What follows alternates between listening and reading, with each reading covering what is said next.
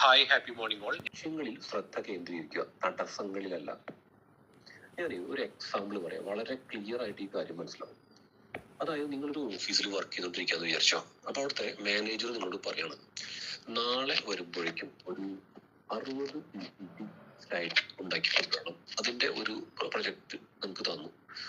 നാളെ എന്തായാലും രാവിലെ ഒരുമിച്ച് സബ്മിറ്റ് ചെയ്യണമെന്ന് പറഞ്ഞു. നിങ്ങൾ അത് വീട്ടിൽ വന്ന് നോക്കി കഴിഞ്ഞപ്പോണ്ട്, അയ്യോ ഇത് എത്ര എളുപ്പമൊന്നുമില്ല, നല്ല ഹാർഡ് വർക്ക് ഉണ്ട്, കുറേ സമയം എന്നിട്ട് പറ്റുള്ളൂ. അപ്പൊ നിങ്ങൾ ആ എടുത്തു വെച്ചു. അങ്ങനെ പിറ്റേ ദിവസം നിങ്ങൾ മാനേജറിലേക്ക് ചെല്ലണം.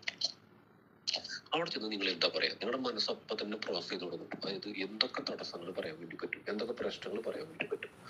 അപ്പൊ നിങ്ങൾ ഒന്ന് പറയാൻ ഇതില്, സാറേ ഞാൻ ചെയ്യാൻ വേണ്ടി ട്രൈ ചെയ്ത് നോക്കി, പക്ഷെ അതിന്റെ ഗ്രാഫിക്സ് ഒക്കെ ഭയങ്കര ബുദ്ധിമുട്ടാണ്, എനിക്ക് ചെയ്യാൻ തീരെ പറ്റില്ല, അതുകൊണ്ട് എനിക്ക് ചെയ്യാൻ പറ്റാഞ്ഞെന്ന് പറയും. ഓക്കെ, ഒരു ഓപ്ഷൻ ഉണ്ട്. ഓക്കെ, രണ്ടാമത്തെ ഓപ്ഷൻ, സാറേ എന്റെ ലാപ്ടോപ്പ് പെട്ടെന്ന് ഹാങ് ആയി പോയി, അപ്പൊ അതുകൊണ്ട് തന്നെ എനിക്കത് പിന്നെ എടുക്കാൻ വേണ്ടി പറ്റിയില്ല, അത് രണ്ടാമത്തെ ഓപ്ഷൻ.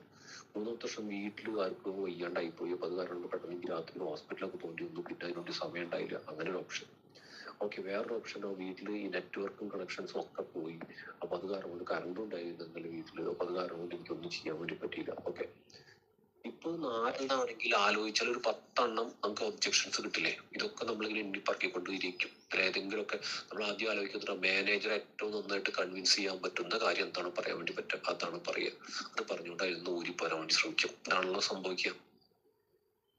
എന്നാൽ ഇതിന്റെ ഓപ്പോസിറ്റ് എന്ന് പറഞ്ഞേ, അതായത് ഇതേ മാനേജർ നിങ്ങളോട് ഈ വർക്ക് തരുന്ന സമയത്ത് പറയുന്ന ഒരു കാര്യം കൂടി ഉണ്ട്.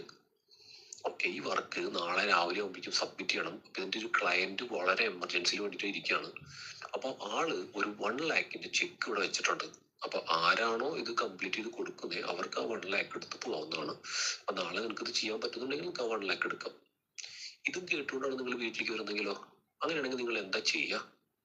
ഈ നേരത്തെ പറഞ്ഞത് പോലത്തെ പ്രശ്നങ്ങൾ, ഇത് ആദ്യം നോക്കി കഴിഞ്ഞപ്പോൾ ഇതിന്റെ ഗ്രാഫിക്സ് നോക്കിയിട്ട് മനസ്സിലാവില്ല, ഭയങ്കര ടഫാണ്. ഓക്കെ, നിങ്ങൾ എന്താ ചെയ്യുക? ഇരുന്ന് പഠിക്കാൻ വേണ്ടി തീരുമാനിക്കൂലേ.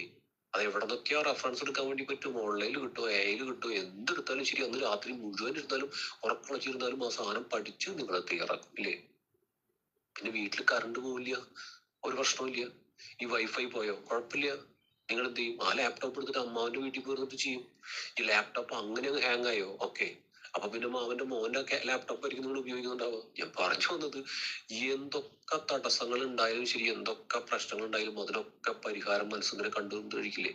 ഇത് കണ്ടെത്തി കാരണം നിങ്ങൾക്ക് വേറെ ഒരു പ്രശ്നം ഇല്ല. നിങ്ങളെ സംബന്ധിച്ചോളം നാളെ എനിക്ക് രാവിലെ ഇതങ്ങ് ശരിയാക്കി കഴിഞ്ഞ് പോയി കഴിഞ്ഞാൽ അവിടെ നിന്ന് ഒരു 1 lakh എനിക്ക് കിട്ടും, അതുകൊണ്ട് ഒരുപാട് കാര്യങ്ങൾ എനിക്ക് ചെയ്യാൻ വേണ്ടിയിട്ട് പറ്റും. അതല്ലേ വാസ്തവം. അതിന് വേണ്ടിയിട്ടാണ് നമ്മൾ ഈ ഓട്ടം ഓടുന്നത്. അപ്പൊ ഇവിടെ ഇപ്പൊ ഈ ഒരു കാര്യം പറഞ്ഞാൽ ക്ലിയർ ആയിട്ട് കാര്യം മനസ്സിലായല്ലോ. നമ്മുടെ ലക്ഷ്യം എത്ര സ്ട്രോങ് ആണോ അത്ര നമ്മൾ ഫാസ്റ്റ് ആയിട്ട് അവിടേക്ക് എത്തും. പിന്നെ തടസ്സങ്ങളൊന്നും പ്രശ്നമല്ല. അല്ല, ലക്ഷ്യങ്ങൾ എത്ര സ്ട്രോങ് അല്ല, ജസ്റ്റ് ഒരു ഇൻട്രസ്റ്റ് മാത്രമേ നമുക്കുള്ളെങ്കിൽ ഈ കാണുന്നത് മുഴുവൻ തടസ്സങ്ങളായിരിക്കും, പ്രശ്നങ്ങളായിരിക്കും. അപ്പൊ നമ്മൾ ഈ എക്സ്ക്യൂസ് പറയാൻ വേണ്ടിയിട്ട് മാത്രം നടക്കുന്ന ഒരു ജന്മമായിട്ട് മാറി ചെയ്യും. അപ്പൊ ലൈഫിൽ ഈ ഒരു കാര്യം എപ്പോഴും ആലോചിക്കുക, എക്സ്ക്യൂസുകളും കഥകളും പറയുന്ന ഒരാളും ജീവിതത്തിൽ രക്ഷപ്പെട്ടിട്ടില്ല. ഒരു കാര്യം എടുത്ത് തീരുമാനിച്ചു കഴിഞ്ഞാൽ കമ്പാട്ടിനെ അത് സക്സസ് ആവുന്നത് വരെ അതിന്റെ പുറകെ സഞ്ചരിക്കുകയും ചെയ്യും. ഓക്കെ, ഇതാണ് ഇന്നത്തെ